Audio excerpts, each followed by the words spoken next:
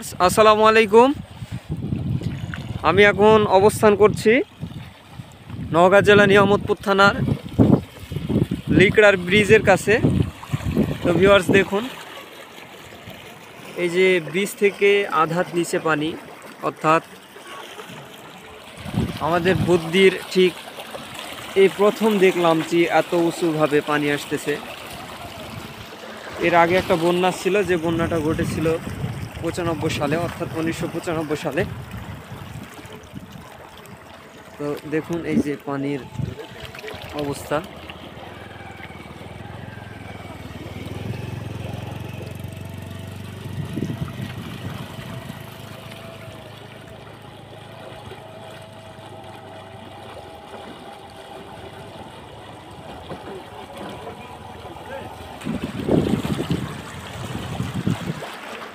তো দেখুন এই যে রাস্তা, এখনকার এই রাস্তার যে পরিস্থিতি তাতে অনেকটা ভয়াবহ। আপনারা যে ভিডিওটি দেখতেছেন, আপনারা যারা গুজি শহর প্রেমতলী মেলায় কখন আসছেন, আমার ভিডিওটি দেখে আপনারা বুঝতে পারবেন যে এই পর্যন্ত পানি উঠলে এই বন্যা কতটা ভয়াবহ হতে পারে। এই যে দেখুন কত দ্রুত পানি বাড়তেছে। এই যে দেখুন, এটা হচ্ছে রোডের উপরে পানি, এখানকার পানি উঠতেছে। ঠিক আমি সামনে যাচ্ছি, সামনে রোডের উপর দিয়ে পানি যাচ্ছে।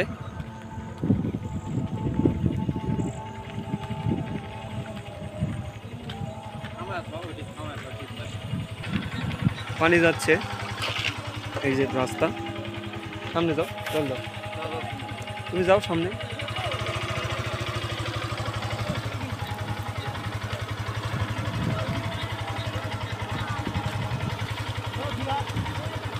এই যে রাস্তার উপর দিয়ে পানি যাচ্ছে।